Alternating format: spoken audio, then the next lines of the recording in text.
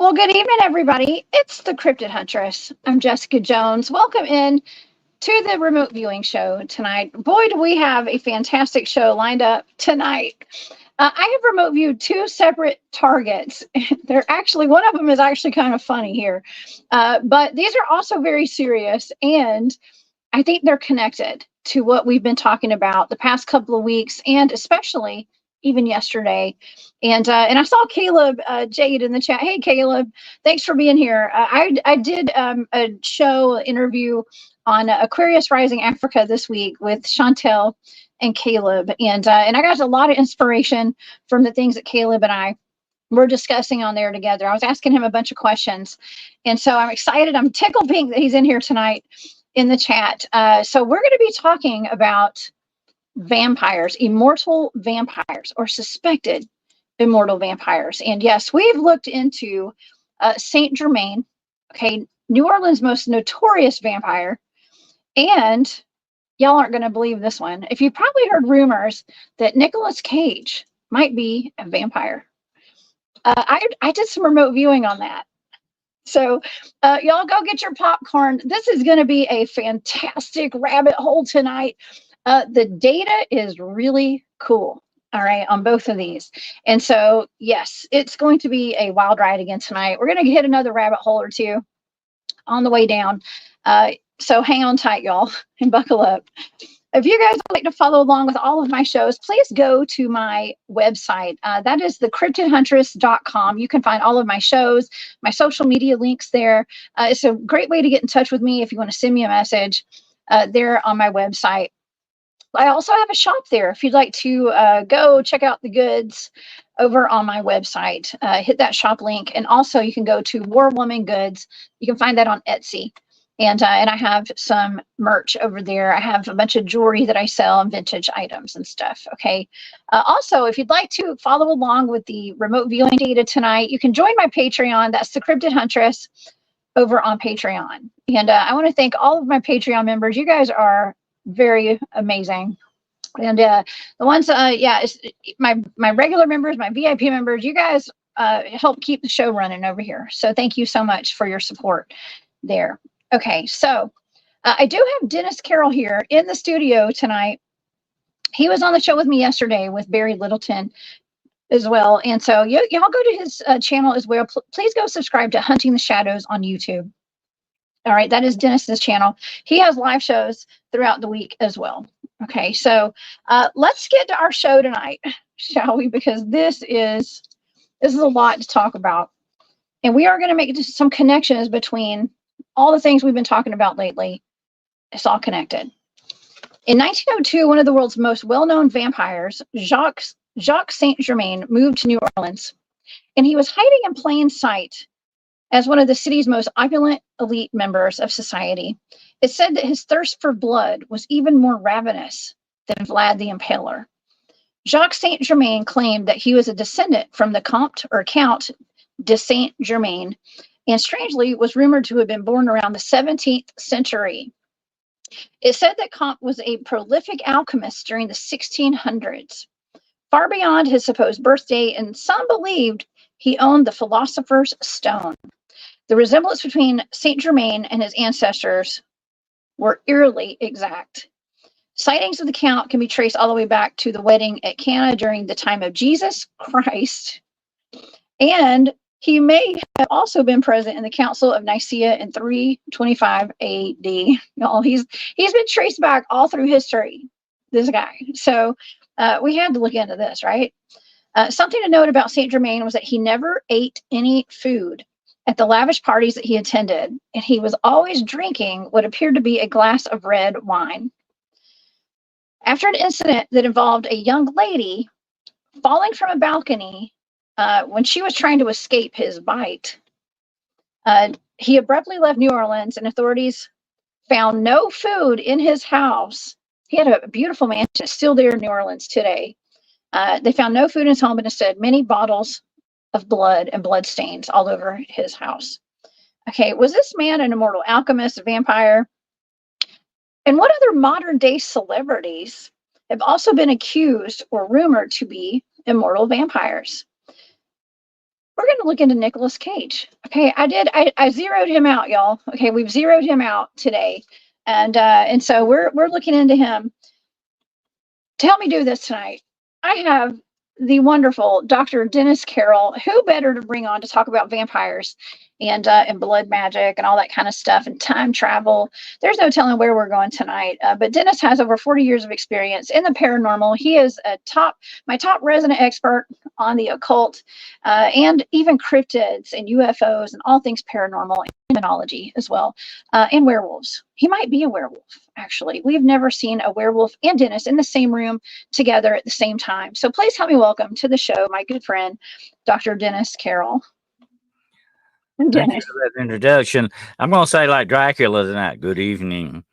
Anyway, this is one of my favorite subjects tonight, and I've done a little vampire hunting in my time, definitely. And if I were going to tag someone as being an actual vampire, it definitely would be the Comte Saint Germain.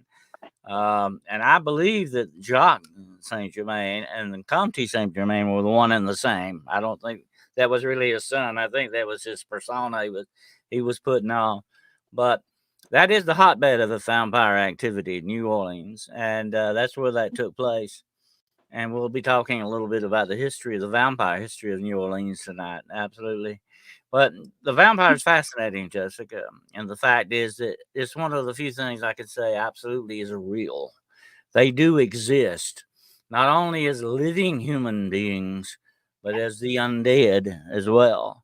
The demonic, infected corpses that are known as vampires. They do have a very strong tie to blood, the red gravy, as we call it. The red gravy is what they like. And absolutely. But they also feed in different other ways as well. And we'll be talking about that some tonight.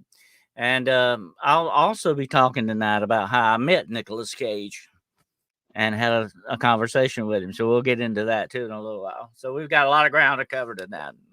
Oh, I'm so excited that you've actually met Nicolas Cage, and I can't wait to hear what you have to say about that, because you might have been in the presence of a real vampire or a time traveler. I don't know. Some people, the jury's been out on it, but we got a little remote viewing data out of him and his background. So this is going to, I think this is going to be a really fun show tonight. Okay, this is going to be really fun to talk about, and this is a dark subject matter for the audience. Okay, so y'all be prepared. We're talking about blood. We're talking about people drinking blood and stuff. So I just want to make that statement before we get going. If you're squeamish, just be prepared. Okay, because we're going to talk about people sucking each other's blood and stuff like that. Okay, and but that's what vampires do. But Dennis, that's interesting that there are so many different types of vampires. And back in the early 1900s and the 1800s, it seems as though there were a lot of stories of vampires, especially in the early 1900s. We had movies like Dracula. Okay, Dracula. We had Nosferatu in the 1920s, I believe. And so vampires were kind of a big deal. And I'm sure they were in the psyche and the consciousness of the collective consciousness of people all over the planet. Well, I believe vampires, Jessica, have been with us since the beginning. I believe they are children of the Nephilim. As a matter of fact, that's what my show Friday night on Paranormal Point of View is going to be about, the children of the Nephilim, the legacy of darkness. I think a lot of these things have come down to us from that period of time. And a lot of these things are actually feeding. They're sort of like parasites. They're feeding off of humanity, without a doubt. Not only psychically, but blood-wise and perhaps even flesh-wise as well. Some of these things do that. That's what makes these things so insidious and dangerous. You don't know what you're dealing with when you confront vampires. Are you dealing with a living human vampire?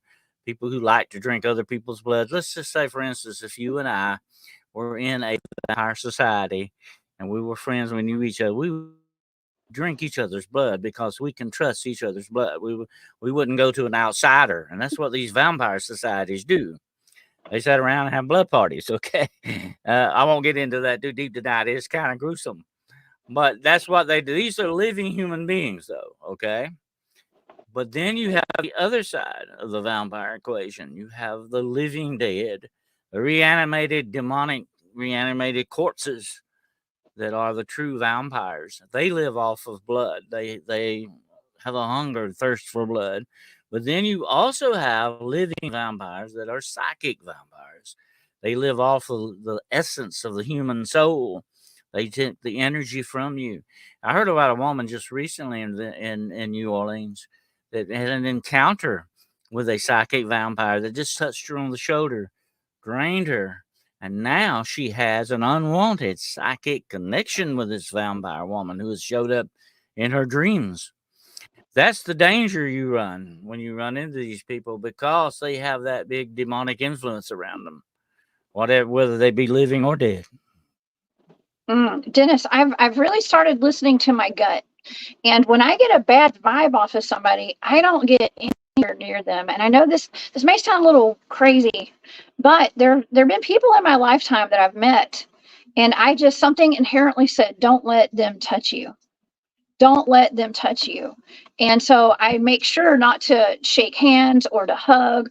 I've started questioning whether I should hug a lot of people these days because there are a lot of vampires out there, but I just go with my gut. And if I get a bad feeling, I don't let people touch me because I have gone places and come home feeling completely drained of my entire life force energy. Mm-hmm. Well, that's I've had a lot of people talk to me about that. It's even not a good idea to take things from these people, especially food they prepare. It's just not good to have any kind of a tie to them, whether it be physical, spiritual, emotional, whatever the situation. It's best to stay away from people like that. And like you said, you got to follow that gut instinct because I call that the spiritual compass inside of you. It's like a moral compass. It tells you when something is bruising your spirit and it's not good. I have met people like that. You remember my story about the female vampire I met in the graveyard. I shook hands with her, and as soon as I shook hands with her, I got two reactions off of that. I'm not going to say I got an electrical shock. It wasn't that dramatic, big electrical shock, but I felt a different vibration to it. I felt a different, darker, I would say this, darker energy to that. And of course, the physical part was the coldness, like touching a dead person. And I have touched corpses, and I know how that feels. And that was the big thing that hit my mind. This person doesn't feel right. There's something off about that. Um, to me, you better go with that because that's something telling you, warning you. It's sort of like an early warning system going off. Don't mess with that person and stay away from that person. And definitely do not let them get in your space and touch you under any circumstances because that will establish that tie, and you don't want to do that.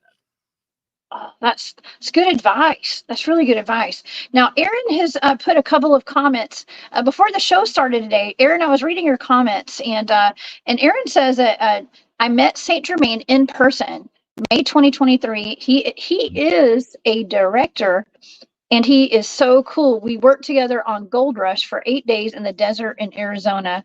It's a strange story, but I'm doing my best to share. Okay, now this person, Saint Germain, was said to move to New Orleans in 1902. Now that would make him over 120 years old.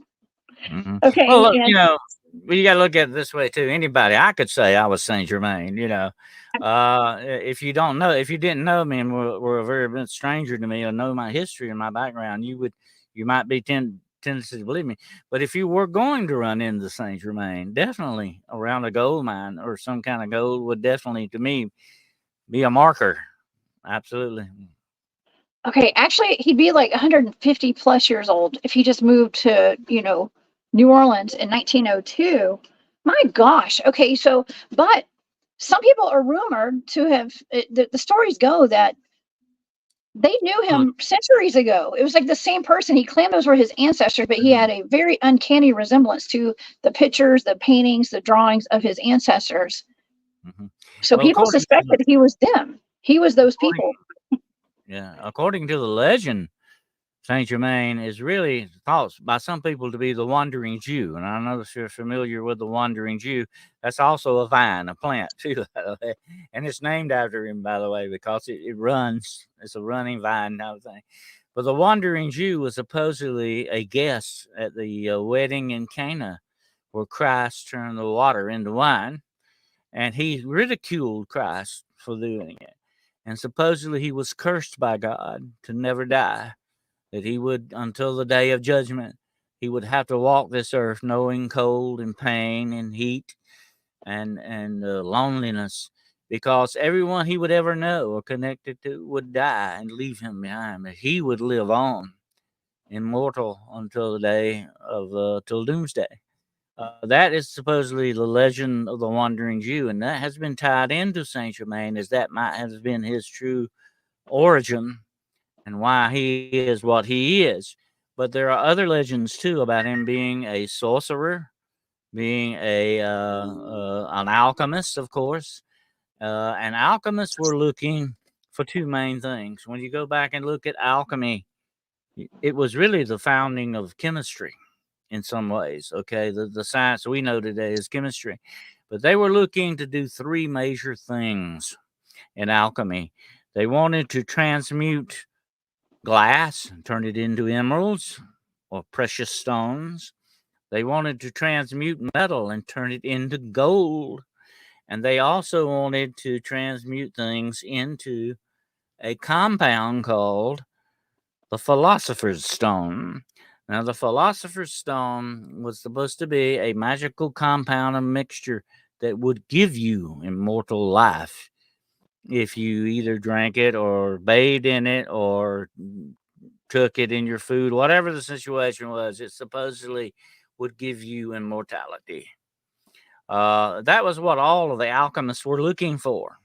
That was the main things about. And here's the dark side of it, Jessica. They didn't mind about cutting corners into witchcraft and satanic rituals and stuff to do some of this alchemy. They didn't bother them at all, because they had certain precepts, certain goals they wanted to take care of, and they didn't care how they got there. Oh yeah. Well, I have a picture. This is supposed to be him in 1897. So he moved to New Orleans in 1902. In 1897, we have a picture of him with Helena Blavatsky. I think is how you say her name. She was a very famous occultist. Okay, now Yeah. he is supposed to be the guy on the right. Okay, he's the guy on the right. Saint Germain, vampire Saint Germain, as some people refer to him, is there. Now he was absolutely into the occult, 100%. And and I know Caleb's in the chat. Caleb Jade, who I did the show with this past week on Aquarius Rising Africa, and we talked about magic. Okay, magic. He says that he's a retired Marine. Okay, saying that he used magic in the military too. Magic's been used for a long time. Well, it's supposed to thought that he had been the son at one time. It was supposed part of his persona. He was the son of a count that lived in Transylvania, of course. Where else? He was supposed to be from Transylvania, and which has nothing to do with Dracula at that time, I don't think. We'll talk about Vlad in a few minutes, but anyway, the interesting thing about that is he was already a nobleman, supposedly, and may have been. Some speculate he may have been a disgraced nobleman. He managed to leave his family, or his dad might have kicked him out of the house. Okay, put it that way. And that may be why he wandered the world and was supposed to do the things he did. There are a lot of legends about Saint Germain, and one that I'm going to relate to you right quick is that he may have been instrumental. Listen to this. This is wild.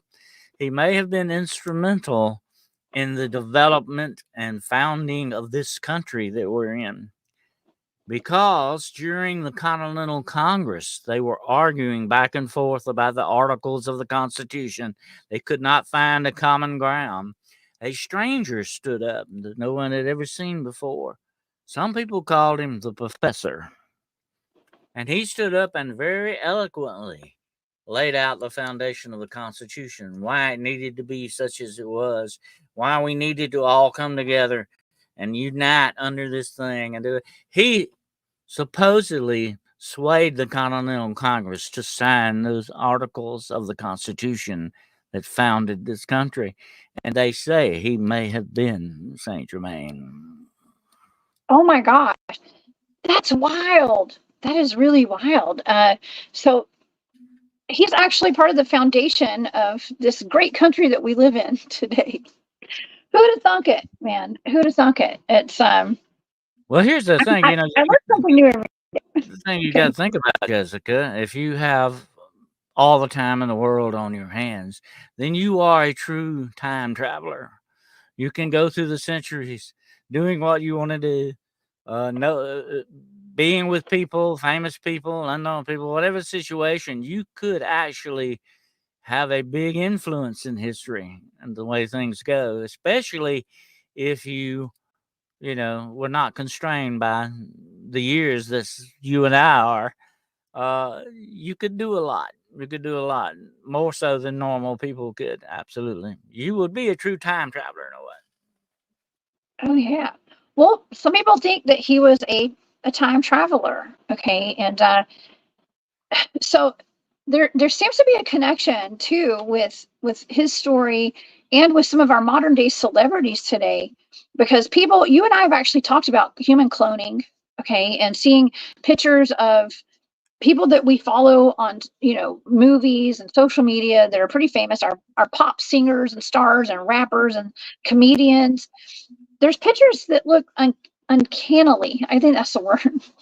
It's kind of uncanny of the pictures of them today put side by side with people from the 1800s, let's just say, or even beyond, like John Travolta, okay, and even Justin Timberlake here, and Matthew McConaughey, and there's many more. Okay, I have more examples. We'll talk about that in a little bit. Mm-hmm. But people wonder: are they cloned? Are they vampires? Are they time travelers? Or are they just doppelgangers? Well, the intricacies of DNA and all that. Some of these people could be related and don't really know it. I have seen. Well, just for instance, my father's first cousin looked so much like my father they could have been twins, but yet they were first cousins. Genetics is a very strange thing. Some of these people could be that. Some of them could be actual time travelers.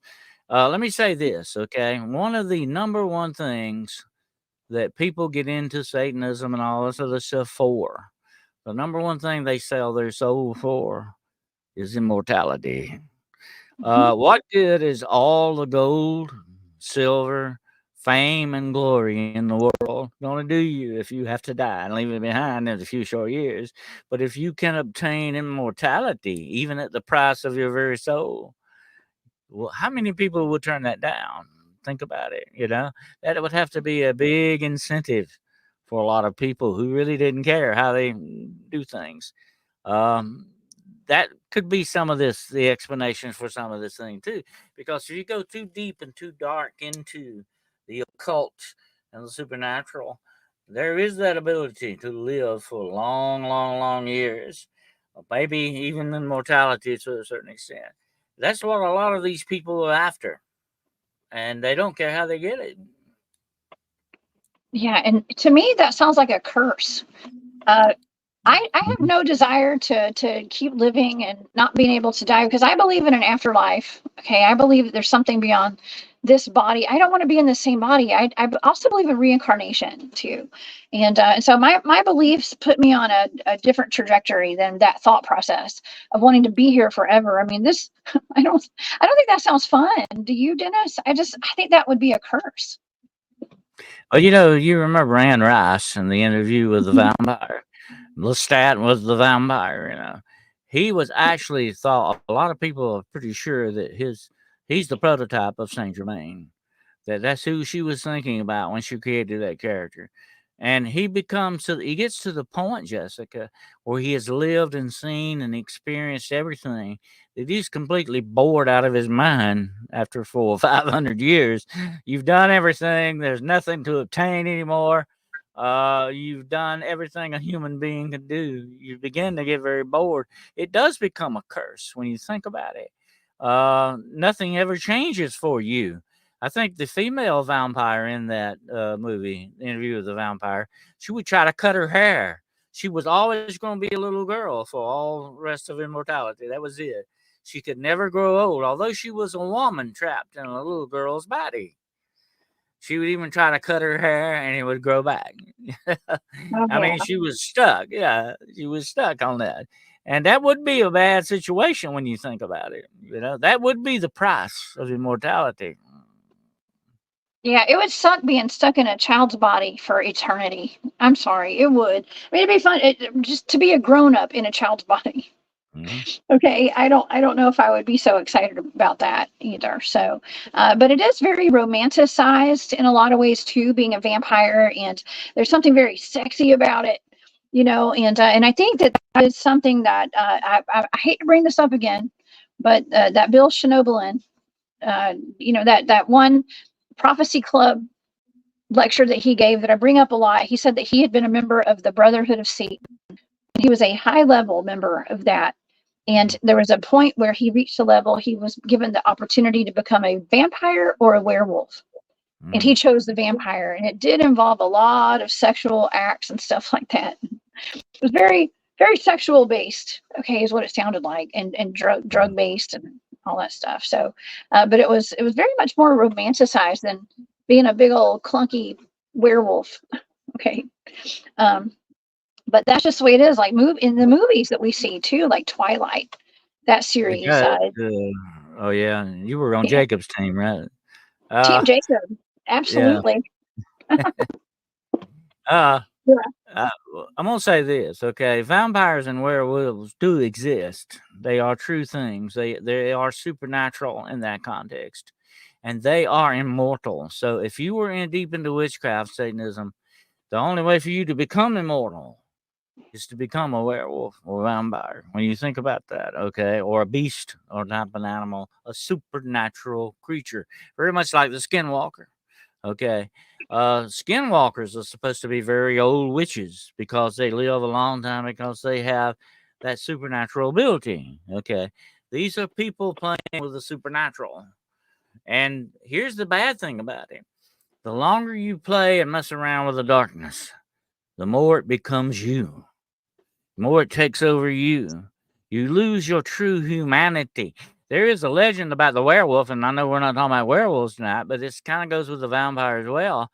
That after so many times turning into a werewolf, you're stuck as a werewolf forever. You can't go back to, you've lost your humanity and your soul. Everything is gone. You're stuck in that form. And so it would be so with a vampire. Okay. You get to a certain extent in your existence, you're no longer a human being at all. You've lost your soul and your humanity. You're just a thing, a supernatural thing, but that's what you are. That's tragic. It's tragic too, but some people choose to do these things. And there comes a point where you can make a decision. Like Bill Schnoebelen was saying, he chose to become a vampire. He chose it. Just like some people, if you choose to become a skinwalker. I know I'm not going to say that word too much tonight. S-walkers for short. But you choose to become that. You have to do rituals to become these things. Okay, it's magic. It's a form of magic. And there's a lot of blood involved in that. There's bloodshed involved. And there's also the blood. I was making the connection with the reptilians that we talked about yesterday as well. And Well, I know exactly what it takes to become a skinwalker and what it mhm. takes to become a werewolf. And it does involve a lot of blood, amongst other things. That is a blood ritual and a blood tie to these things. And that's why we said on your show yesterday, there is a distinct spiritual connection with human blood. I think a lot of our spirit is connected to that. Because as the Bible says, the blood is life. And that is very true. And without your blood, you're what? You're dead. You have no life in you. And your blood, I think, is physically and spiritually connected to you in many ways. And look at like when you're very fearful, that adrenaline starts flowing, it gets in your blood, it juices your blood up. Okay, there are certain things that are really more attracted to your blood when that happens. They love it more. It's sort of like blood on steroids kind of a thing here. They really want it then. It becomes an insatiable drug to them. And they have to have it no matter how many lives it may take to get it. Mm. Oh my gosh. Well, that's that's kind of what in the prophecy club, that lecture that I was listening to, he was saying that it became a thing where there was just like a bloodlust. Okay, it was a bloodlust, and the blood, when they would drink it, it was almost like a drug. It became a drug, and so and with some of these remote viewing targets that I've done of these suspected dogman attacks, there's only a couple that I think were legitimately dogmen. Okay, a lot of them are usually big cats or something else, but a couple of them, like the one at Land Between the Lakes, the family that was mauled to death there, allegedly. Um, I wrote down, and I didn't really say it on air the first time I did a show on it, because it was kind of, I knew that you could get in trouble for talking about this stuff on YouTube sometimes. So I didn't really talk about it much, but it was in the data, and it was that adrenalized blood. It was what they were actually targeting. Okay, and it's come up a couple of times in my data for other The targets, is that adrenalized blood. red gravy. Red gravy, yeah. The red gravy. Ew. That sounds horrible. Yeah, the red gravy, I guess. That's a better way to say it so you don't get in trouble and censored. But that's what it is. And we're just bringing awareness to this, I guess, Well, Dennis, right? We need to bring Jessica, I've read awareness a to lot of it. accounts. I've read Yeah. I've read a lot of accounts of big game hunters, and when lions and tigers go back, become man eaters, they get stuck on their blood. That's all they want from then on. And the only remedy you have is to put them down. They can't be controlled anymore. They can't be trusted anymore in that respect. Once they taste human blood, it changes them. And I think that it goes along with more than just animals in that respect. I think there's a change once you taste that human blood, especially with that, if it's adrenalized, as we'll call it. I think it is probably one of the most addictive drugs you could ever run into in that respect. I could see where they're coming from on that. And another drug, of course, much worse than that, is darkness itself. Evil and darkness, the more it invades you, the more it becomes you and you become it. And that's the way it goes. And that's why it's so dangerous about people dabbling in this kind of stuff. And I've told that to a lot of people. Matter of fact, I'm gonna be talking to a woman pretty soon about her. She was attacked by someone using witchcraft on her. These things are very dangerous and very dark. You definitely do not want to dabble and play around with it. It will bite you very badly if you're not careful. Oh God, bite you. It will bite you. Speaking of biting people, Saint Germain was the first popular, the most well-known vampire out of New Orleans. And Rain C says that Nova, Nova, the New Orleans Vampire Association, formed in 2005. It provides support to the self-proclaimed vampires that reside in the city, and there's over 50 of them. They claim to suffer from a medical condition. That's interesting. I'd heard that there was some sort of organization, but I didn't know the name of it. I think it's got the name Santorini or something like that. It's a need, a sort of a craving for human blood. Uh, to me, that's kind of sick when you think about it. Definitely, psychologically and physically, definitely. To be in that kind of a situation would be bad. But some of these people want that. Some of these people want that lifestyle. Okay, Mhm. and they are the vampire societies that you will see in every large city has them, not just New Orleans. San Francisco has it. Los Angeles. The list goes on. Paris. It's Atlanta. all over the world. You have these vampire societies. This is the kind of a lifestyle people want. They will even get the dental things put in I mean, they're got not only just goths, they really live this stuff day in and day out. Some of the goth kids just dress that way for school, but this is something completely different. This is going way overboard and deeper into the darkness than people really should want to venture. Yes, well, I mentioned Vlad the Impaler, I think. Okay, there's Vlad the Impaler. There's also a queen. I can't remember which queen it was, but she was said to bathe in the blood of virgins, I think. Okay, Oh yeah, that was and it was Bathory, the Countess Bathory.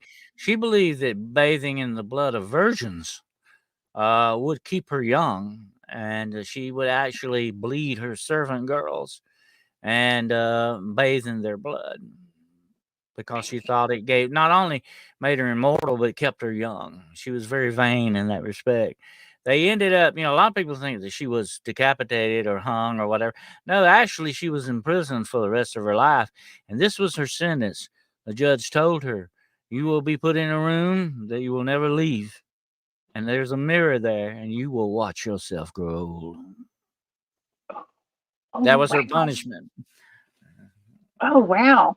Well, we're seeing this a lot more in the news today, okay, on and in magazines and stuff, how people who can afford it are getting blood transfusions from younger people. There's one man that's pretty prominent. He talks about it a lot. He gets blood transfusions from his son, and he looks like he's the same age as his son.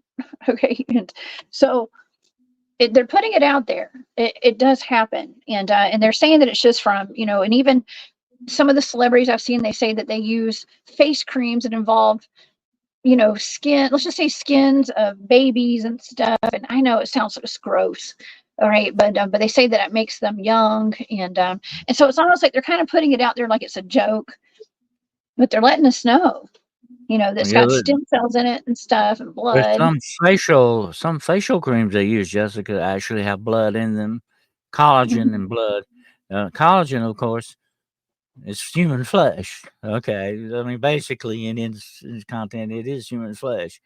When I used to work at the hospital years and years and years ago, they used to. And I don't know, people don't realize this, but I used to see them come in delivery vans to pick up the placenta from the birthing rooms, and they would take this placenta, sell it to the factories to make makeup that the women put on their faces. So the makeup that women are putting on their faces are human compounds. They are made from human flesh. Yeah, A lot of people don't Caleb, know that. Yeah. Caleb who's in the chat right now. Caleb Jade had mentioned the human growth hormone. I think it's called GABA or something like that, and that's I'm sure that has the GABA in it, the human growth hormone, and so that is the juice. That's the gravy. That's the gravy. Okay, that's what keeps you young, I guess. But so vampires. Okay, so Mhm. vampires. Let's talk about Saint Germain and him being seen throughout history, going back to the days of Jesus Christ. Okay, Mhm. that's pretty wild, Dennis. Okay, I wanted to show some pictures of the audience too, of in case people are not familiar with Saint Germain. We have pictures of his ancestors. Okay, I have some pictures of his grandfathers, but some people say that's not his grandfather. That's actually him, going going way back, to Mhm. the 16th, 17th centuries. But they say that every lifetime, or every time they've ever since they've known this guy, he always looked like he was around 45 years old. That looks a little older than 45 personally, but I don't know. Okay, but that's supposed to be his one of his grandfathers as well there. So I actually did an AI, try to make a piece of AI art, and I typed in Saint Germain. This is what I got. Okay, he looks pretty young. And there's some pictures of who people claim to be Saint Germain, and he looks almost just like this today. Okay, and I know Erin was in the chat and said that she works with Saint Germain recently. And I mean, to be a centuries old person, I kind of think an energy. knowing Saint Germain, he's still out there. I guarantee you, he's probably still with us. But what better way to masquerade than to masquerade as your relatives? But there have been so many accounts of people saying, "Well, Saint Germain, well, my father knew him. That was 70 years ago. The man hasn't aged today." Okay, so he had to be very careful how he presented himself. So he couldn't just walk up and say, "I'm Saint Germain that you knew 80 years ago." People would say, "Oh, something really going on here," you know. He would say, I'm his father. That was my grandfather. Or, that was my father. Makes sense when you think about it. You're not going to, let people in on your secret, because he knew that if you burn and hang wishes, they would definitely come after you if they thought you were immortal. So you had to be very careful in that time and that day and age. Definitely, I can see why he would be very, very secretive and careful in how he did things. For sure. Now, this is actually his they call this his mansion. And this is where he moved back in 1902. And you can see it has red doors on it. Okay. And the way that it all ended for him, he didn't stay down in New Orleans for very long. I mean, he was a member of the high society there. He did go to a lot of parties there. He threw a lot of parties. He went to a lot of parties. They said that he never ate food. They never saw him eating food. And all kind of culminated with one night where and they said that he was a womanizer as well. So he liked the women. All right. And he would take them back to his place, I guess. But one night they said, I believe, I don't know, I thought that they said that it was on his balcony. It might have been on that balcony there. It was on a balcony. A woman jumped off and broke her Well, feet. if I were going to kind of play my hand, I would definitely do it in New Orleans, Yeah, because right. you could probably get away with it there. You could tell people you were Saint Germain and nobody probably bother you. Have you ever heard of the Carter brothers in New Orleans? No. Uh, I think their name was John and Wayne Carter. I think something like that. Anyway, they were vampires, and they were supposedly, I think they had their servants or something. They were draining blood from their servants, and one of them got away. And she actually went to the police, and the police raided their house and arrested them, and they supposedly hung these two brothers. And several years after that, they were put in a crypt, and of course in New Orleans they have ovens. They call them ovens because you can't be buried in the ground. You'll eventually come back. You'll raise back up in the water table. So they had them in ovens, and they went, I think, like 2 years later to the ovens to do something or whatever, and their bodies were not there. Oh, oh my gosh. Well, isn't there a story also about a there was a ship came over and a lot of these women got out of it and they were carrying what looked like they were caskets and they went into like a monastery And the or something. casket girls. The Okay. casket girls, yeah. The casket girls are very strange. And they were thought to have been, here's the rumor about that these girls were actually vampires, and that they were sent out of France. I think it was France or Spain, and sent by the king away from there. He didn't want them around anymore and all that. So he wanted to dump them in Louisiana. That was supposedly what happened. And they were supposedly put in a monastery there. And this monastery was really fixed to hide these women from society and all that. The casket girls, and the reason they call them casket girls, they all had these little boxes with them that they had their maybe their underclothes or whatever in it. Their little cat. But the French word for a suitcase was casket. Okay, and that's where that got started. But the rumor was supposed to be that they were vampires turned loose out of France or wherever. And what better place to send them but New Orleans? That's Yeah. interesting. I mean, New Orleans, I've been in New Orleans once. Okay, once. I went down there when the Falcons were playing the Saints, okay, with some friends. And yeah, I was wearing my Falcons jersey. I didn't get taken. It wasn't taken well, okay, because we're like arch enemies when it comes to football. I don't watch football anymore, okay, very much, but back then I did. But New Orleans, despite that, okay, it was a beautiful town, beautiful place, and Oh, this was I was down there right after. I mean, it was a few years after Hurricane Katrina hit. Okay, and so the town had been pretty destroyed. Okay, a lot of it had been destroyed during that hurricane down there, but very beautiful. But it was a place of you say debauchery? Is that how you pronounce it? It really yeah. was. A lot Well, of drinking and stuff, a lot of partying. New Orleans is a fascinating place. It is a hodgepodge of so many different cultures.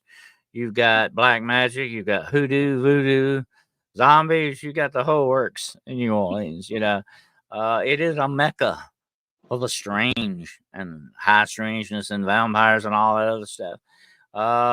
If I were a vampire, I would probably be living in New Orleans. I would feel at home there, definitely. But Yeah. uh, it sort of just draws these things to it because I think it's just the reaction of so many different cultures and folklore and beliefs that are prevalent there.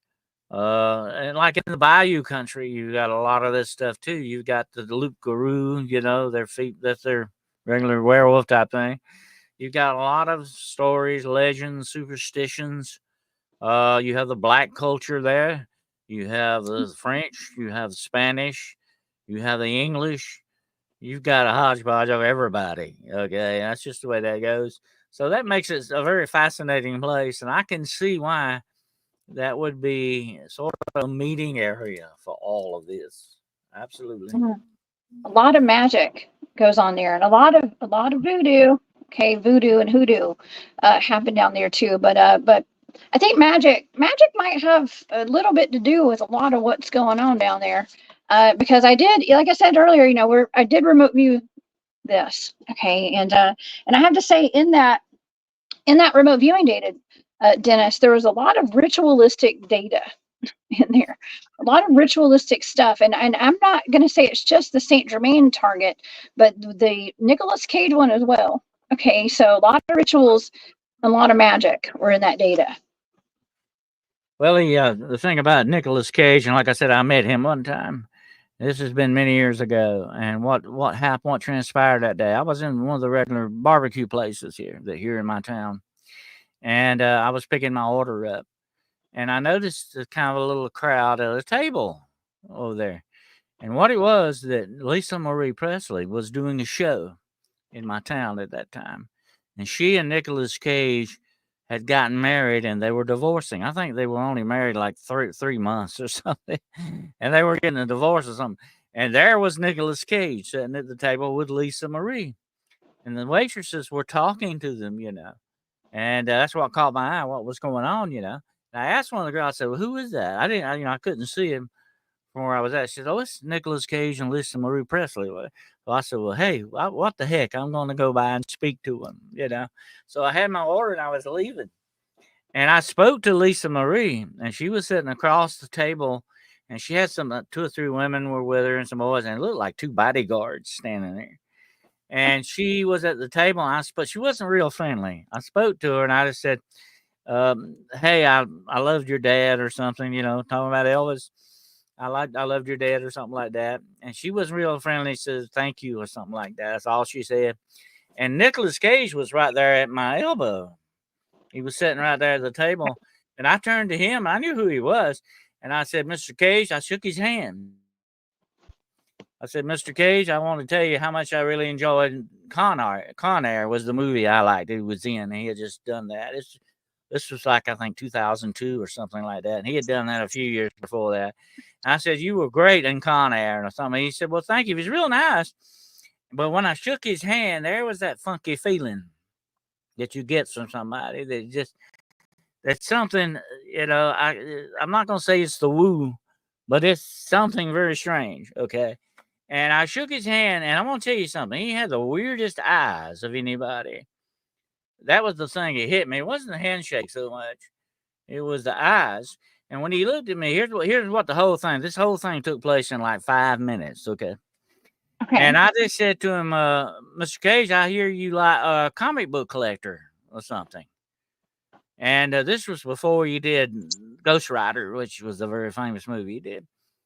And I had heard he liked to collect movies, comic books. And he said, "Oh, yeah." He said, "Do you collect comic books?" And he started talking just very, very fast. He's very fast. And he said, "You collect comic books?" And I said, "Well, I got a few I love, from my childhood." He said, "I'm looking for Ghost Rider and something number 89 or something like that." He was, big collector of it. I said, "No, I don't have any of those books or something." And that was about the end of the conversation. That was it. I said, "Okay, thanks," or something. That was it. He didn't want to talk much anymore after that. So I walked off, and that's what I left him. But that was my run-in with Nicolas Cage. But like I said, and by the way, he's had hair implants since then because he was very thin on top, definitely. Or he grew more hair or whatever the situation. But um, it was that quick. It was maybe 5 minutes interaction on it, but it was the eyes. He had very strange eyes. And I didn't look into his eyes really, real deep. I was just talking to him. You kind of notice somebody's eyes when you're talking to them. I look at people's eyes when I talk to them, and I just got a really weird feeling. He had some weird looking eyes. That's all I can say. That's very strange. Well, he's been in a lot of movies, and he's one of the more well-known actors of our time, of my age, and so he's been in at least 2 vampire movies. Okay, and one was, I think this was back from 1988, Vampire's Kiss. Okay, I never saw that. I've never seen it, but I did come across this. That's a And crazy movie. I've seen it. It's very, very good comedy in some ways. Very strange too. Very strange. And I could see him being definitely picked for that part. oh yeah. Absolutely. Well, and then he's also been more recently in this a movie called Renfield. Oh yeah. And he played, they tried to kind of base it off of the 1931 Dracula movie. And so it was just interesting reading some articles about that in his role in there. And he addressed in some of the articles I was reading the fact that people claim that he's a vampire and that he's immortal. And he makes jokes about it. And I believe he even made a joke about it on one of these late night talk shows like David Letterman or something. He has addressed it before several times.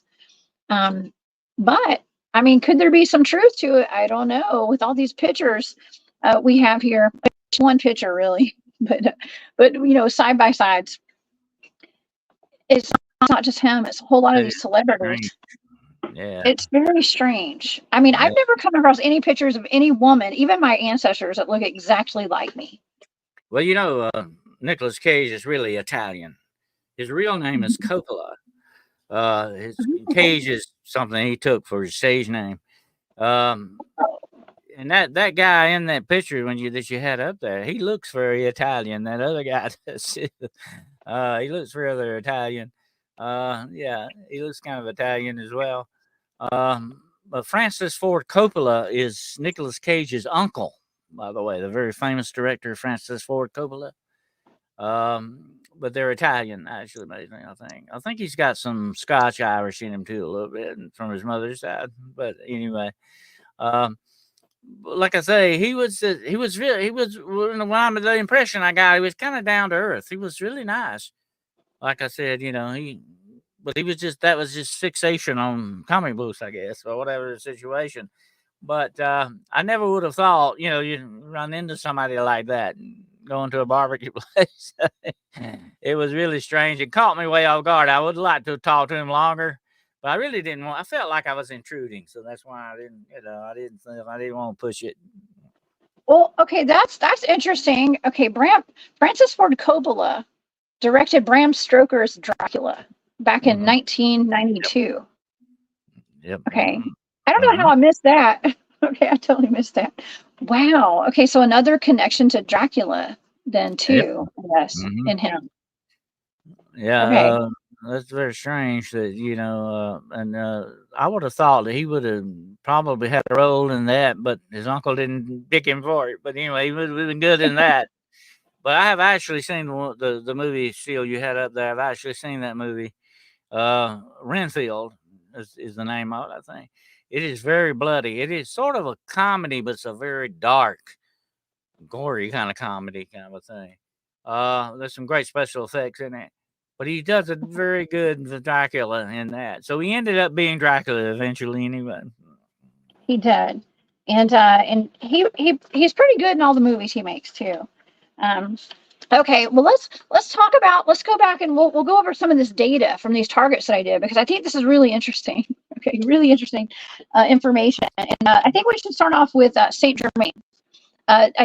This was a target I was given a little while ago, and I just want to touch on some of the key points of the data from this, because was he a real vampire? Was he a Was he a time traveler, or was he just an alchemist? Was he just a person just passing through?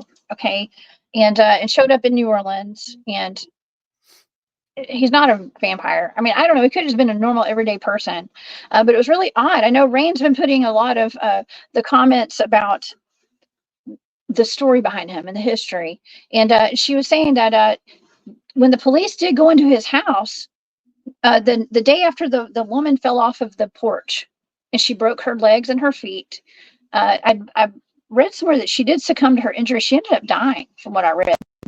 But they gave him a night to come to the police station. They didn't take him in immediately. But when they got to his house the next day, he was gone, and there were clothes. There were different time periods of clothing in his home that were covered in blood from the past centuries. And but he was nowhere to be found. There were no food. There were no eating utensils in his house, which is weird. Okay, not have a single fork or anything in his house, but there were bottles of human Well, it blood. is well known, Jessica, vampires do not eat food. They don't need that. That is not where they get their sustenance from. They get it from blood or energy or whatever it is they feed off of. Supposedly that would be you remember in the movie Dracula where he says, "I don't drink wine."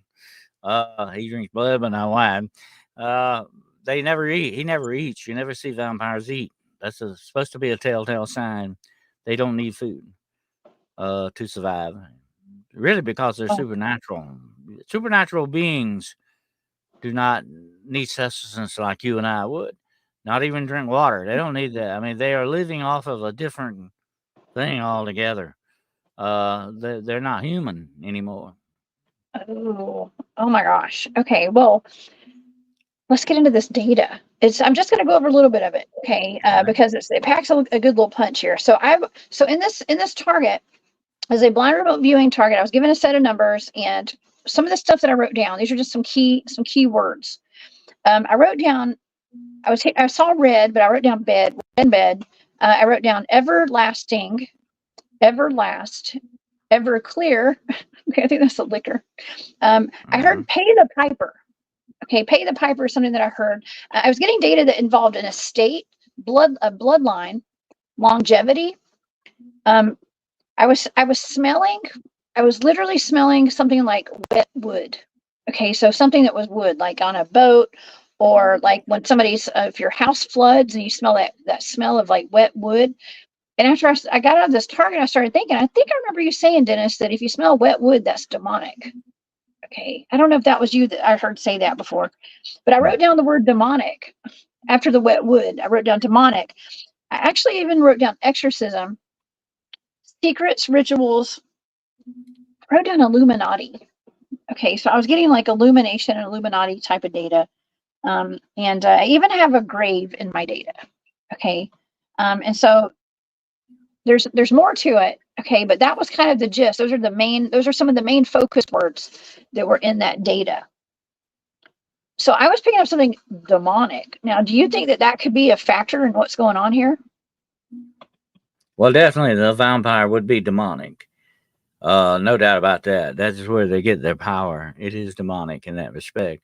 They're not, you got to remember, a vampire, like you see in Hollywood movies, a dead person coming back, is really not that person. If you were to die, Jessica, as a vampire and come back as a vampire, you would not be Jessica Jones, okay? You would be something else inhabiting the body of Jessica Jones, okay? And that's what a vampire truly is. You remember that you heard a lot of Hollywood movies like where they get ready to stake somebody and they say, "Don't worry, that's not your sister anymore. Or, that's not your brother anymore." And that's very true. That is not who you think it is anymore. That's just a shell being used by something else. And I find it very interesting that you come up with that word Illuminati, because Saint Germain is supposed to be one of the founders of the Illuminati. No, are you Part of the serious? legend. Yeah, that's part of the legend that he supposedly the Illuminati was founded in like the year I think 1500 and something, and he was supposed to have been involved in that in Germany. That's where the first Illuminati was brought together in Germany, and there were papers found about. Nobody ever knew that they existed until a courier died, and they found his papers, and it had all this about the Illuminati in it. But he was supposed to be tied into the Illuminati. I find it very interesting you came up with that. Oh my God, I had no idea. So perfect. Well, I didn't know even what this target was, but I wrote down illuminated and I wrote Illuminati. That was some of the last data that I got was Illuminati. Okay, so wow. Well, and you said he also had something to do with the founding of our country too, which is not it's not shocking because we hear about the Freemasons, and to this day, there's a lot of rituals that are going on, a lot of secret society stuff. Okay, secret society. It was definitely, there were a ton of Freemasons, the founders of this country. Even Washington, D.C. is laid out like a compass in some ways. Saint Germain was supposed to have been a Freemason, like supposed to have been in Masonry. He was supposed to be involved in that. He was involved. That's where you get the secret ritual thing going on here. I think you were involved. Supposedly, the Illuminati had secret rituals. So did the Freemasons. So on and so on. All this stuff is secretive stuff. But he was involved heavily, supposedly, in a lot of that kind of stuff. And one more thing about the damp wood, it is definitely a sign of the demonic in many aspects. You get that smell of damp, molding wood, like that is another sign. Of course, sulfur's one too, and rotten egg smell, sulfur and all that, and the smell of dead, something that's dead, or something decaying. All of these are smells of decay to a certain extent, especially that smell of wood. Ooh. Well, I'm pretty impressed then, because that was part of the data. Okay, well, with the demonic stuff, and I could not get over that smell of wet wood during this target. So very interesting. All right, well, let's go to the second target. Okay, so this was the Nicolas Cage, his background. Okay, and this is, I guess this is like looking into whether he's a vampire or a time traveler, right? Was this target? Part of this data, I'm just going to go through part of it. Part of what was written down here, what I wrote down was the long haul, secrets, magic. I wrote stank, stink. Something was stinky. I was smelling another stinky smell again. Okay, I'm not saying Nicolas Cage stinks. Okay, I'm saying, but I was smelling something. I wrote stank, dark. I wrote dark magic, and I heard nothing is what it seems. Then I was writing down agreements, contracts, and deals. I started getting data about ancestors, a brotherhood, and a long lineage is what I wrote down. Long lineage, ancestors, brotherhood. And then, Dennis, I wrote down the word satanic. Okay. That would definitely, Jessica, tie into his Italian ancestry, because the Italians are very, like the Borgias and all that, and the mafia and all that other tie-in. They're definitely very big into that kind of stuff, and that sounds like a tie-in with his Italian ancestry. Okay. Well, I heard clairaudiently, this is not a joke. And then I wrote down the word devil. And then I wrote down some other stuff. Now this is for entertainment purposes only, y'all. Okay. The sketch that I made, I guess I can show it briefly here. It looks like a ritual circle. It's like a ritual circle. And so I don't know how this relates to him potentially being a vampire or a time traveler. I think it's more like there's some satanic stuff going on here. Okay, and so I think that's when it boils down to it. And like I said, this is for educational and entertainment purposes only. For everybody who's watching, it's we're doing this just to do it. Well, we're not accusing him of anything. Okay, it's just data. We've talked about that before in the past, Jessica. I think Satanism has gotten deep into Hollywood. Definitely, Hollyweird, as we used to call it. It's gotten deep into it, and I think a lot of people in Hollywood are deeply involved in it. Like Christopher Walken, I told you about earlier. I've heard reports of people actually seeing him levitate. These guys, like Nicolas Cage and some of the other ones, may be playing around with some of this stuff because it is getting them the power that they want. And like we said earlier, power is the most addictive thing on this planet. I don't care. You can take all your drugs and throw them in the ocean tomorrow. Forget about that. None of them can touch the addictive nature of true power. And I think these guys are out. Whatever game it takes to do it, whatever it takes to get it, they're going to do it. And it would not surprise me a bit if they're not in. And like we said on your show yesterday, with all these young kids and some of these pop stars doing all these ritualistic stuff on the stage, when you are participating in a ritual, whatever it may be, you become part of that ritual, and that ritual becomes part of you. There's a connection that goes on there. And there are certain dark forces out there that are always seeking this connection. You know this well, Jessica. They're always seeking this connection to make us connections. That's how they get inside of you and get power over you. And if you participate in some of these rituals, you're just asking, you're opening that door. You're asking for what's coming down the line on you. But yet, here's the bad thing about it. People are being fooled into thinking this is just entertainment. It's just something fun, and they don't realize the really true sinister motives behind it. That's what's so bad. Well, and we talk about, and yes, thank you, Susan. Susan's one of my teammates. She's a remote viewer too. She said I'm a good remote smeller. I am a good remote smeller. I do smell a lot of stuff. That's part of remote viewing. You start smelling stuff too. You use all of your senses. And so I had to write it down. Smell is very important. Smell is very important. I have run into many cases where smells have told me a lot of things. Smells are very important. I can see why it would be, especially when it comes to remote viewing. Absolutely. Oh yeah. And we have to be aware of all this stuff, especially, even when you're out in the woods doing Bigfoot research and chasing cryptids and stalking cryptids in the woods. When you smell something, you got to notice the changes in smells too. They can save your life. Okay. So yeah, you just got to pay attention to your smells out there. Okay, I got kind of sidetracked. I was going to go off on another point here about the contracts. Okay, about the contracts, the agreements and the deals. We hear, what is that called where you make a deal with the devil? Okay, because I actually wrote down the word devil here in the data. It says devil. Could he have potentially made a deal with the devil? Okay, because that seems to be a thing. Yep. I think a lot of that's going on, and a lot of that is like that rituals we talked about just a minute ago. A lot of that's connected with that as well. But when you make a contract with the forces of darkness, the only way out of that contract usually is to die. That's just the way that usually goes. And these people that, and actually, I saw a film not long ago. I think he was a basketball star that was going to sign $1 million contract that they had offered him, and he was not happy about it at all. I kept watching this going, hey, that just makes me feel bad for this guy, because he was not, if you think you were signing $1 million contract, you would be happy and ecstatic about it.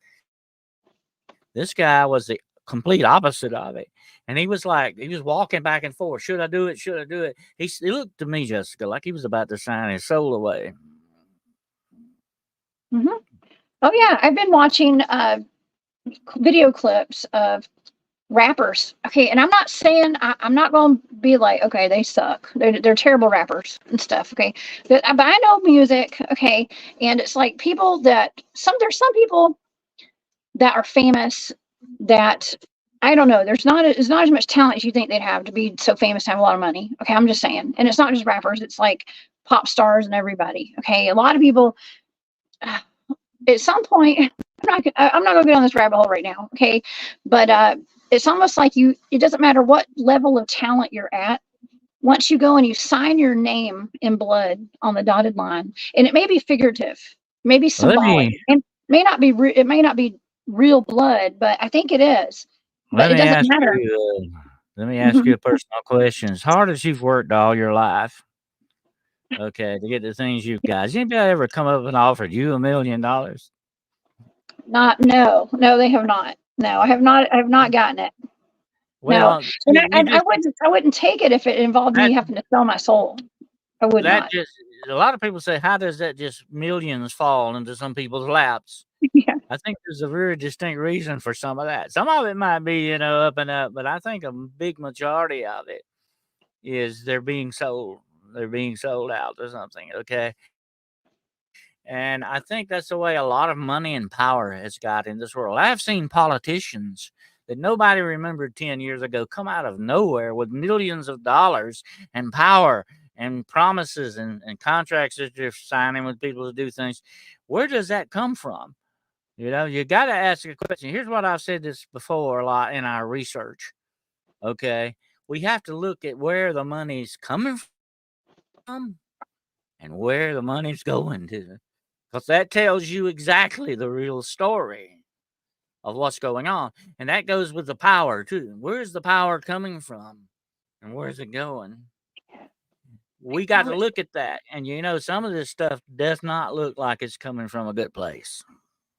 It doesn't. Well, it all goes back to control and controlling the masses and having an agenda, okay, as to what the direction of controlling the masses is going to do to society is what it all boils down to. I do have Well, an interesting. Oh, go ahead. We do these podcasts, we reach a certain amount of people. But if Mhm. we were really high dollar celebrities and we had the power reaching millions of people, hanging on everything we were going to say, or what the next song is we're going to sing, or the next politician we push, or whatever the situation is, we've got the power then. You understand? Yeah. We've got the power, and certain powers want you to deal with that. They want to deal with you when you got the power, the celebrity, you got the push. They're going to use you. No matter which way you look at it, usually for bad things, for bad purposes. That's just the way that goes. And that's what happens when people get into this shadow work and they sign these contracts. They make these deals with the devil or whoever it is they think they're dealing with. They make these deals. They sell their souls for this, never realizing that the only way out of this is to die. You ain't really going to get out of it if you're not careful. Very, very seldom do people get out of things like that unscathed. Okay, put it that way. It's very Well, incredible hard.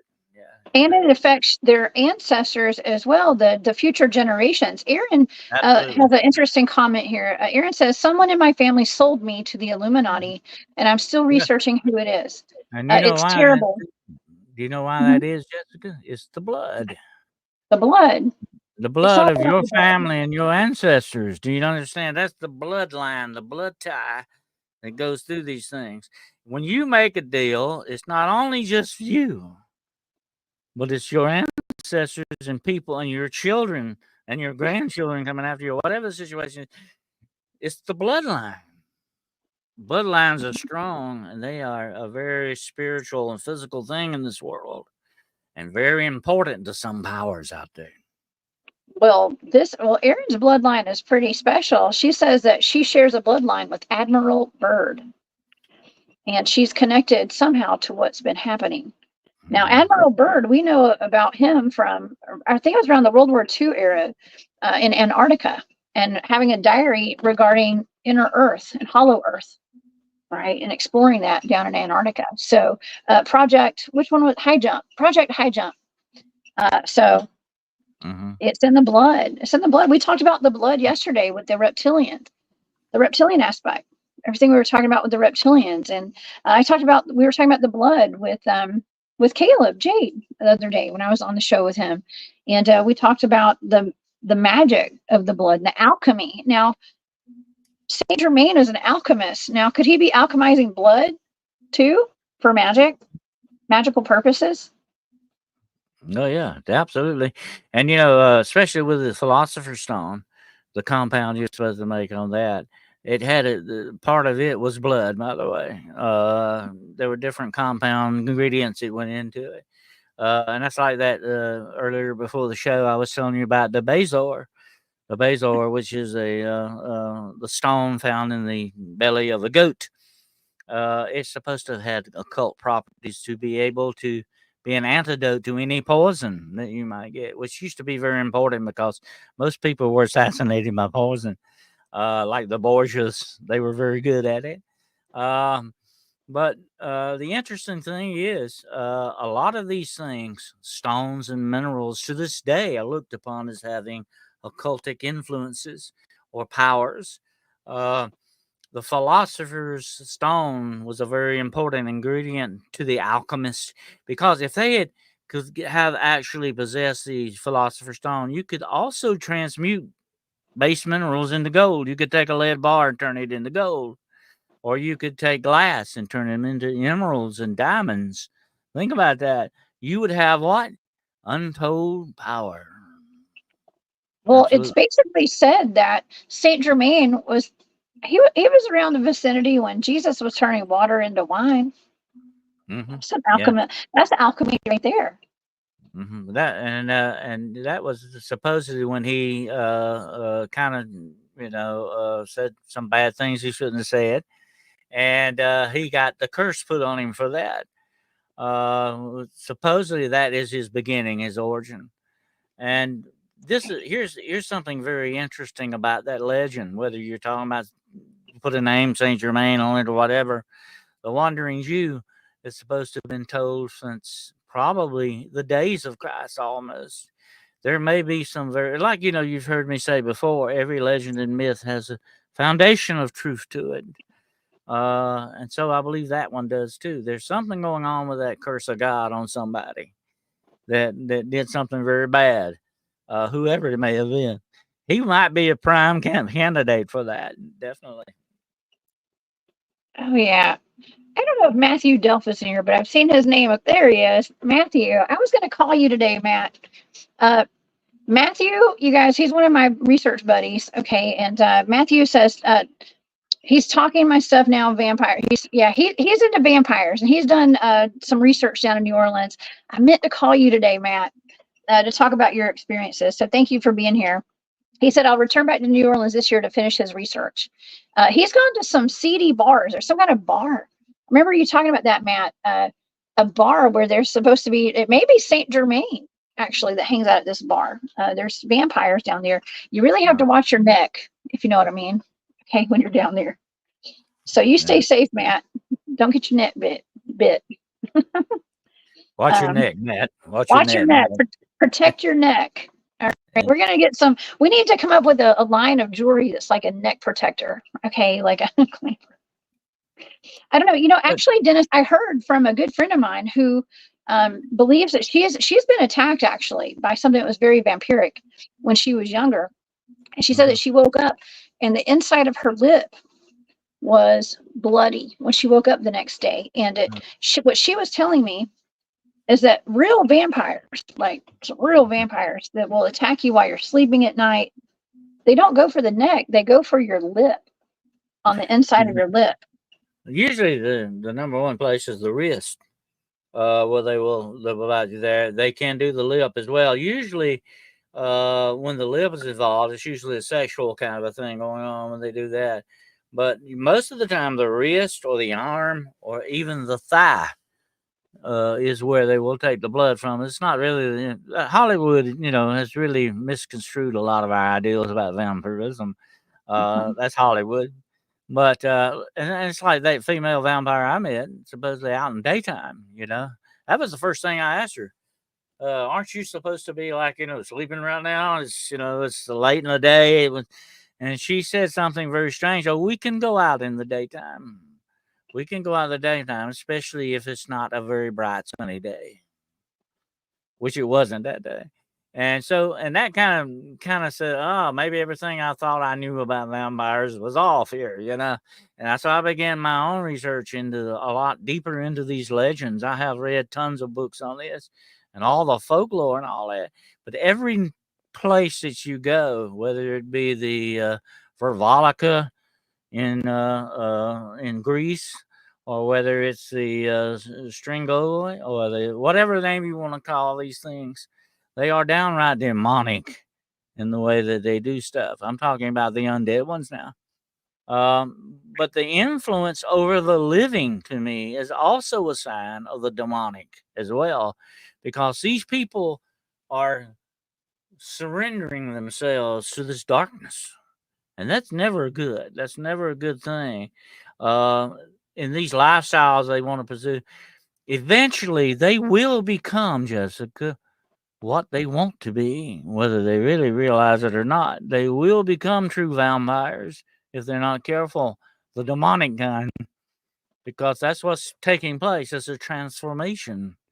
There's an old story about a thing that took place in Africa where they would capture someone, a man who was like an enemy, and they would actually sew a lion skin on this man, put him in a cage where he can never stand up again, where you have to go on all fours.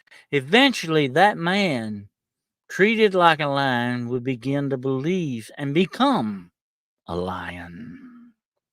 And you can do that psychologically, spiritually, and physically. And that's what these people are doing, whether they realize it or not. That's like a skinwalker, kind of. Yeah. That's a forced way to do it, where you don't have a choice. Where they put you in a cage and you're stuck. Yes. But that's terrible. It's interesting because it's all, supernatural. at least in the psychology. Supernatural transformation. Yeah, that's all it is, basically. Just like a butterfly in a cocoon. You know, it starts out as a caterpillar. It ends up a beautiful butterfly. That's nature to a certain extent. Things can metamorphosize into other things. We know that from nature. But when you put the supernatural element to it, then that's like I said before, all the bets are off. Anything can happen. That's right. I just pulled up a comment from Matt. He said that he might have encountered Saint Germain at a bar. So that was Saint Germain that he potentially did encounter. And I remember him telling me about that, but I didn't know who Saint Germain was really at the time. But now, wow, that's kind of a big deal. I mean, what are the chances, or what are the odds of him still hanging out in New Orleans, Dennis? Oh, yeah. I would think, like I said, that's a perfect place I would go to. You could really get away with it there better. He might have had to leave one time, but I'm sure he came back under another name or whatever.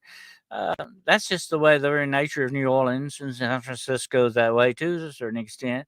You can get away with a lot of things, okay? And here's the interesting thing, Jessica. In our day and time, and we're seeing this, we've talked about this before. Evil's not even trying to hide anymore. It's coming out of the shadows. We're not bringing it out of the shadows. It's coming out of the shadows. It doesn't care because it knows it can get away with what it's doing. If Saint Germain got away with many years being in New Orleans doing what he wanted, why not do it some more? He would come back, definitely. If he exists, and I think he did, I think he still does. I think he's still out there walking among humanity, maybe feeding off of us. But he needs us just as much as maybe we don't need him. Okay. But he needs us more. And that's the curse that he lives under. He can never get out from under it. Here's the thing about it. If you are immortal and you know you're not gonna die, that's part of the curse. The other part of the curse is you might want to keep that curse going no matter what. That's the bad part of it. Is that curse doesn't wear off. And you're stuck with it both ways. It's a love and hate thing going on, you know. That's the eternal war of the soul. Think about it.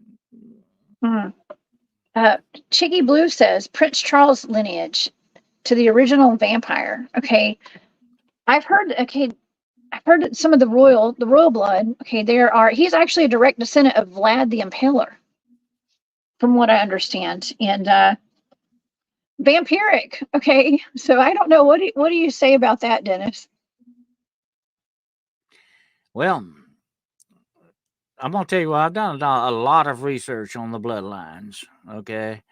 And there's definitely something there on a lot of stuff. You got to go back. Let's go back to the Bible a minute. The whole Bible, if you look at it this way, and I've had a lot of people complain about this, is a genealogical record. Okay. And traces one certain bloodline all the way from Adam to Jesus Christ. One bloodline that remained pure. Why was that? Why was there a reason for that? Why did God set the Jewish people apart from all the other peoples in the world? He tried to keep that bloodline what? pure. Pure. For a reason. There's a big reason because of that. Because the human bloodline has been tainted. That's where you get the Nephilim thing at, okay? It's been tainted. It's been screwed up. It's messed up. It wasn't supposed to be that way. God had to preserve one bloodline. When you go look at a lot of these royal bloodlines, some of them, every one of them, claim to be descendants of Jesus Christ and Mary Magdalene. That's not true. Of course, they can't all be descendants of Jesus. No, that's not way. And none of them have really true Jewish blood in them, okay? But they claim that, but it's a false claim. I believe their true descendants and ancestors are the Nephilim. That's who they're coming from. They're trying to. Here's what the Nazis used to say, Jessica: always accuse your enemies of what you are guilty of. Oh, yeah, exactly. You do the smoke and the mirrors on them so they can't see what you're doing. And I think these bloodlines are trying to say, oh, we come straight from Jesus. You know, we're okay. We're meant to be the rulers and all that. But it's really a lie. They're coming straight from the Nephilim. And that's where their whole base and foundation lies, I think. I've done a lot of research on that. It's a fascinating thing, these bloodlines. But they have always been in power and in control. And that's not, they even breed with each other.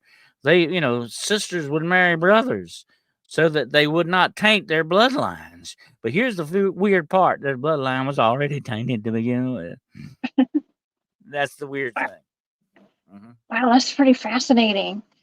Matthew says, in the census in New Orleans, a Count Saint Germain arrived in 1890 or 1892. Yeah, in the research that I did, it said 1902 is when he moved into that mansion there, but could have been there earlier, especially if it's in the census from back then. Very interesting. Now, where did he come from? Did he come from France, Dennis? That sounds like it. It sounds like he's French. Yeah. I'm just thinking if I get to interview Dacre Stoker on my show, I might have to ask him, did Brom know anybody named Saint Germain? I just wonder if he had any connection with him. It would be interesting to find out. But here's the thing about Saint Germain that I find most fascinating. What if he keeps popping up all through our history, changing and doing things to kind of guide humanity where it's going? What if he's some sort of grandmaster of some sort that is manipulating everything? I'm not going to say a puppet master, but let's just say he is kind of a pusher. He's kind of pushing us which way and directions we need to go in. What if he's doing that? If I had all the world's time on my hands, I might consider doing something like that myself. I mean, it'd be exhausting. I think it'd be exhausting, but I mean, if that's his mission, who knows? Who knows? Matt said locals told me he still hangs out around there from time to time. So if you go to New Orleans, you guys keep your eye out for Saint Germain, the vampire Saint Germain down there, and be careful. I would be hesitant to go anywhere by myself, especially at night around New Orleans on Bourbon Street or anywhere. Knowing what I know now, I would watch myself very carefully at night in New Orleans, especially. Absolutely. I wouldn't take anything for granted, but that's the way it goes with any city, and with a human factor, much less the vampire factor. But yeah, that would be one place I would definitely be very, very, very cautious. I have tons of stories. We could do 2 or 3 shows on just stories coming out of New Orleans. Okay, there's some wild stuff going on there. Not just vampires, zombies, voodoo, the whole works, werewolves, the whole thing. You've got all that in New Orleans. Like I say, it's a mecca for the strange. Be very careful when you walk among strange things. oh yeah. Well, I go looking for strange things, Dennis. Okay, I go looking for it, and vampires are something that I really would not choose to go hunt. Okay, I really wouldn't. There was a time last year where I did do that Skinwalker cave investigation, and I got some counsel from our friend William Nighthawk on what to do in the case we encountered some of those. And I can't say exactly what he told us to do, but I can say it did. Some of the stuff was very similar to what I would consider to be vampire hunting. Okay, like precautions that we would take if we were going to encounter a vampire. So I think that they're very similar in the blood. Okay, I think it has to do with the blood, how they target you if they come at you. It's all very similar with reptilians as well. I think that I don't want to. You can't really categorize them all in the same way, but except for that, like it's all very similar in how you deal with them if you do encounter them. I think they're very demonic in that respect. Mm-hmm. And whenever you deal with demonic, we as paranormal investigators must understand. And when we deal with the darkness, it has that tendency to touch us, and we have to be very careful how we do this. But a lot of people, we need to be there because a lot of people need help and understanding in some of these things, and realize that there are ways they can protect themselves, things that they don't need to do. Just like you don't walk in the middle of traffic. You definitely don't want to hang out with vampires. Uh, there's just some things you need to do to take precautions to guard yourself. Spiritually is the big thing, because all these things deal with you spiritually in one essence or another. Physical is also that capacity, mentally and emotionally. These things will attack you that way, and that's the way the demonic attacks, because these things are basically demonic in nature. Okay, and the precautions you take against demonic possession and stuff like that, it goes with vampires, it goes with werewolves and skinwalkers, the whole works, because these are supernatural entities that you are fighting or dealing with. And when you take precautions against them, and like I said, like we said on your show yesterday, the biggest thing you can do is develop that inner peace and that protection, that faith that you need, that armor of God that you talk about. Without that, you are a sitting duck. Okay, you got to understand that. If you're not strong spiritually enough to resist these things, you're in bad trouble, and you need to fix that problem very quickly, because that is what will do you in emotionally, mentally, physically, and spiritually very quickly when you deal with supernatural entities, especially because you listen to this.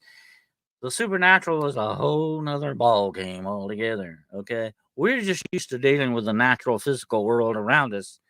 That's a whole nother ball game, and a much more deadlier ball game. And I'm not trying to be doom and gloom here, but I'm trying to warn people that, hey, you want to be careful how you approach these things and these subjects, because they can be enemies of your soul.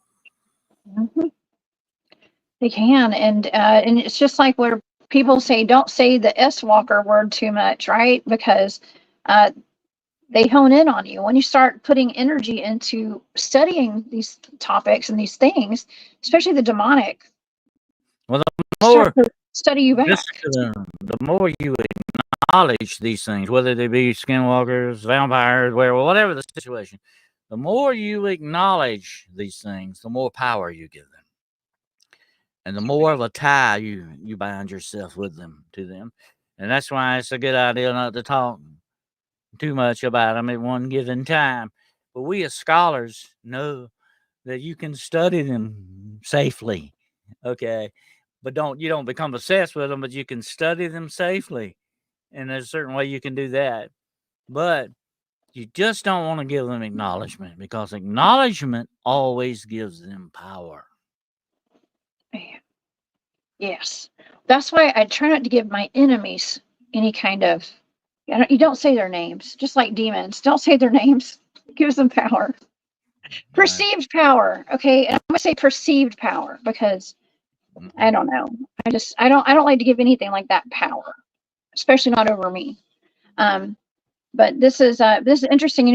There's a lot of people. I've seen a couple of posts about shapeshifters too, and vampires can be shapeshifters too. I was thinking about how growing Oh, up in movies they would become bats. They would shapeshift into bats, right? Vampires any and bats.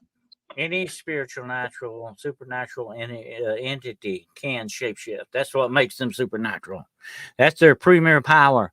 When you go in to get this dark power, from the satanic sources. That's the number one thing you're looking for, is that shape-shifting ability. That is the premier superpower, you might say, of the supernatural. That's why skinwalkers do what they do, and werewolves do what they do, and vampires can turn into bats. Okay, they can do it because it's shape-shifting, and that's their number one power. And that would have to be, in one way, I've looked at it this way. It would be very neat if you could do that. But look at the price you paid to get that done. That's the bad part. You know, you don't want to go there. Yes, stay in the light. Somebody just put that comment. Stay in the light, walk in the light, be the light. Okay, be the light. And the reason that you and I are, discuss these things, it can get really dark.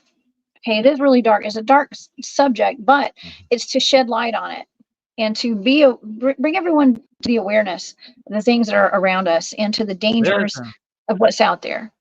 There's a very old warning, Jessica, and I'll say this to everybody listening tonight. Listen very carefully. Stay out of the dark. Walk in the light. Because the longer you stay in the dark, the more of a target you are. Yeah. If I just put out a video, just little promotion here. I do have a membership on my channel here on YouTube, and I put exclusive content out, and I'm always saying, I'm always sending my love and light to everybody that's watching, and I try to put positive messages out, on those videos, and I think it's very important that we do find positivity, like go towards the light, go towards the positivity, be the light out in the world, and we have to shine our light on the darkness sometimes, just to make people aware. We need more positive light in this world. That's how we combat these things. That's the only way we can combat these things, with light, faith, love.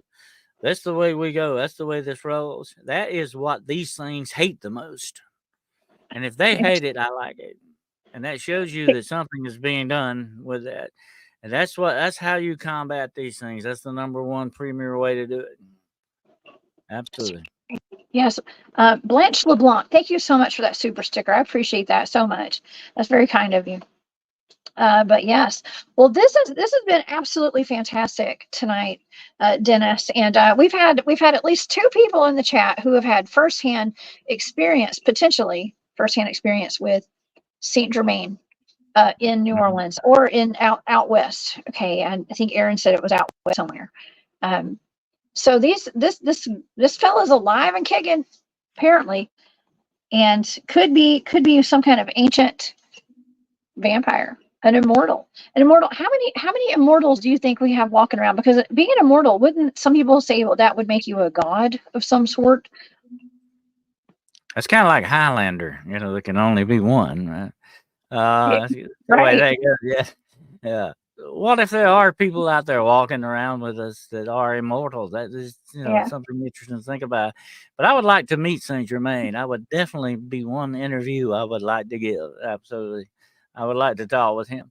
But you can imagine somebody who has immortality, someone who's been immortal, Jessica, the things they've done and seen, that would be amazing. Oh yeah. I mean, I'm gonna maybe we'll hunt him down. I mean, look, if Matt goes back to New Orleans, if Matthew Delph, if you go back, give him my card. Okay, we're gonna bring him on the Cryptid Hunter show. We'll send him over to Hunting the Shadows podcast. We're gonna do some interviews. Okay, it'll be interview with a vampire for real. Okay, I would love that. Remotely though. Okay, I don't want to do a sit down inside a studio with him, but I'll do it remotely. Okay. If you do, call me. If you do, call me. I'll come there and stay with you. Okay. Okay. Maybe we'll just go to New Orleans with Matt. How about that? We'll just meet Matt down in New Orleans. There you go. Yeah. We'll have his people call our people, and we'll make it happen. Who knows? We may have an exclusive here one day. But in the meanwhile, this has just been wonderful. And Dennis, I always appreciate having you here, and you make the show so much more interesting every time you come in, and you have so much knowledge and so much wisdom. So thank you so much, Dennis, for being here. You're welcome. It's always a pleasure. Yeah. Do you have any final thoughts on our immortals that we explored tonight? Well, I think they are true. I think that, I know without doubt that vampires, all these other things are real. They just may be slightly different than what we've seen in the lens of Hollywood. But I think these things do exist, and we have to be very careful because um, we don't know what we're dealing with in many ways. And then when you deal with things that have a supernatural ability, they've got one leg up in the saddle on you, okay? So you got to be careful how you deal with it. But as for Saint Germain, I think, yeah, without doubt, he's probably still out there somewhere. And he will be for a long time until doomsday, probably. Be walking our streets and our towns. And I kind of feel sorry for him in a way because if he is that kind of situation, he is sort of walking around with his own doom, you might say, his own curse. But that's the price you pay sometimes for immortality. I don't want to be immortal. I'm good. I am absolutely good. I believe that I have lived here many lives, and I can continue to do that in different bodies with different experiences. I wouldn't want to stay young and watch all my friends go and come and go, and it's sad. To me, that would be a curse. 100% definitely be a curse. So, uh, oh my goodness. And walking lightly. Thank you, Andrew, for that super sticker. I appreciate you very much. That's very sweet. And I appreciate all your comments tonight too in the chat. I appreciate everybody's comments in the chat. We had a fantastic chat tonight, Dennis. So many wonderful people here tonight sharing this. I love the fellowship we have here when we do our shows together, and everybody being here. So yeah, I don't want to be immortal, and yes, I will not accept any kind of deals that involve me sending my soul over to anybody. That will never happen. You guys don't ever have to worry about me doing that. I promise. You have my word. Well, that's that's what I told somebody not long ago. We were talking about the reputation thing. That's the only thing you can leave this world with is your reputation. But that's not true. You can also leave it with your soul. I think I want that time with me. It belongs to me. I don't want anybody messing with it. Exactly. Exactly. We don't need I don't need any more stress in my life. Worry about it. And here's the thing, Dennis, like when they say you sign your soul over, I would assume that means that when you die, because you said you can get out of it when you die, but wouldn't you go to hell? I mean, the way I look at it from a Christian background. Wouldn't you go to hell Yeah. when you die? I mean, I don't know. What do you think? Well, there's a very interesting statement in the Bible that Jesus Christ made. What would it profit a man to gain the whole world and lose his own soul? So your soul can be lost. You can give yourself over to the darkness and you will be gone. That's it. Like I said, that's that very addictive. The darkness gets in you and becomes you. You become the darkness. You're lost. That's it. You're gone. I have met lost souls like that, and it's not a good situation to be in because those people have nothing left to lose. They've lost it all. They're more bereft than people who have lost their houses or families or whatever thing because they have lost themselves. Oh my gosh, that's so sad. It's so sad. I can't even imagine the suffering. And we just have to pour love and light and love and prayers to people that are in that predicament, I guess. Okay. And so, man, Dennis, okay, I really enjoyed your show last night, by the way. I really enjoyed your show. You had a wonderful seminar last night on your channel involving fear, and that's something that we did talk about even here today. We talk about fear a lot, and how a lot of this darkness thrives off of fear, and we don't live in fear. I don't live in fear. I don't want anybody in my audience to live in fear ever. Absolutely. We don't let fear control us because that's how they use it. They use it to control us, to turn, like I say, hatred and fear are running rampant in this world. Never before have I seen. As a matter of fact, and I was going to say that earlier, I have never seen more reports of vampires than I have in the last few months. People coming out of the woodwork. What's going on with that? Demonic power is rising greatly in this world, however which way you want to believe it, whatever name or tag you want to put on it. Hatred and fear are running rampant, and we've got to combat. We've got to start pushing back against it. We've got to fight it. or it will overwhelm us, and we will allow them to control us with it. That's like I was telling Barry the other night when we were talking. They want us to hate each other. They want us to turn against each other because they use that. This is an insidious plot against us to use these things for control over us. Let's not play it. Let's not play that game with them. Let's not cooperate with them. We have to gain control over our fear and our hatred because that's what they're using against us. That's the weapons. They're using us against us. And that's the weapon. Okay. And we need to not feed the beast. We need to take that weapon away from them. Yes, there's a quote that I've heard quite a bit, and it's resistance to tyrants is obedience to God. Okay, and that's just, it is what it is. Resistance to tyrants is obedience to God. So just remember that, y'all. And well, it's like it says. It's like it says in our Declaration of Independence. We hold these truths to be self-evident, that all men are created equal, endowed by their Creator with certain inalienable rights. God gave us, our Creator gave us this freedom and rights. That's what it's all about. No man gave us that. No country, no nation, no president, no king. Our Creator gives us this. This is the gift from Him. Let's not spoil that gift. Let's guard that gift jealously against these dark forces that seek to take that away from us. They're all about slavery and control, where God is about freedom and love. That's a big, big difference, and we got to really understand what we're dealing with. Oh yeah, yes. I just saw in the chat we need a part 2 to this show. Okay, thanks, Chicky Blue. We need a part 2. We do. Well, listen, Dennis and I will definitely be back. Yes, yeah. We'll be back together doing more shows. Dennis is one of my sidekicks. If y'all hadn't already seen, okay, if you haven't noticed. And we do work well together, and we both share a passion for answers and to the mysteries. I was telling somebody not long ago, Jessica. Some people meet for a reason. Mm-hmm. I think our destinies are set. We're guided by a star, whatever the situation is. Some people are meant to meet and work, can cooperate together. Absolutely. For sure. Well, Dennis, where can people find you in your amazing channel on YouTube? Well, Monday night, I will be doing The Road Less Traveled with my good friend Gerald Fountain. It'll be 9:00 p.m. Eastern Standard Time on Hunting the Shadows YouTube podcast channel. We're going to be talking about shrunken heads and headhunters Monday. Yeah, that should be interesting. And then Wednesday night, if all goes well, we will be interviewing Mr. Dacre Stoker, the great-grandnephew of Bram Stoker, on Hunting the Shadows at 9:00 p.m. Eastern Standard Time on YouTube.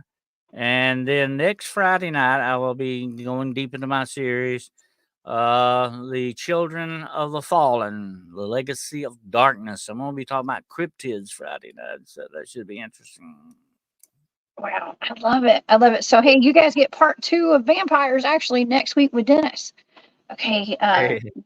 Yeah, I love that. That is amazing. So you guys, please go over and subscribe to Hunting the Shadows. Dennis, you're getting closer to 1,000 subs. I'm so excited for you. And your channel's growing, and I am so excited. And you deserve it very much. And thank you for being here. Thank you for being here. I hope you have a wonderful, wonderful weekend. I don't even know what day it is. I guess it's Thursday.